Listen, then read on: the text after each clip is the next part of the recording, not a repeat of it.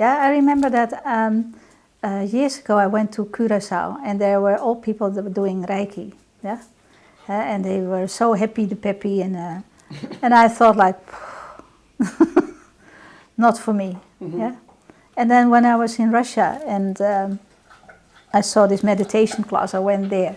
And she said in the first class there, she said like I'm organizing my first Reiki 1 class next week.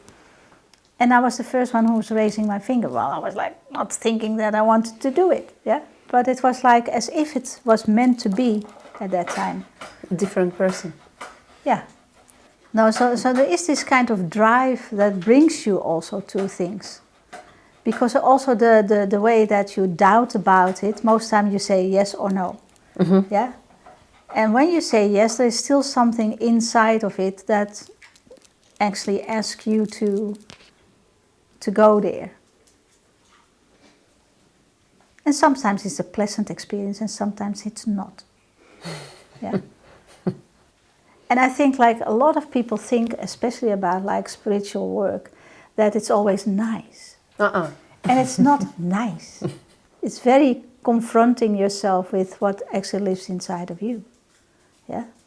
So the idea of like I go on a nice course, people cry and people actually have that kind of awareness about themselves and think, oh wow, did I went through that?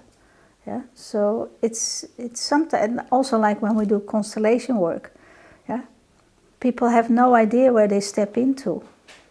So yeah, it's risky in a way, and it needs also your experience and your acceptance of self to be emotional with things.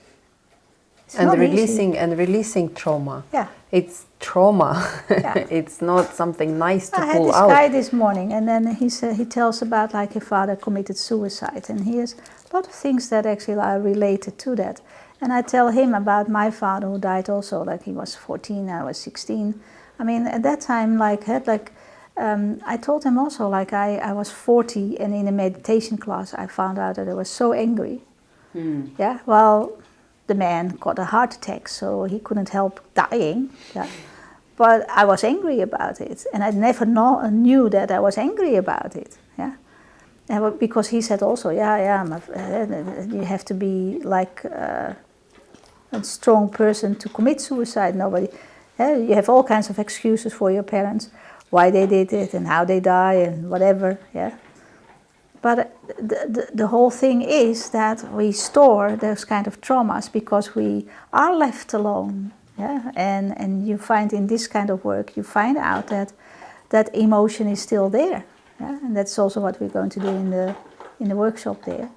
You will find trauma. You will find something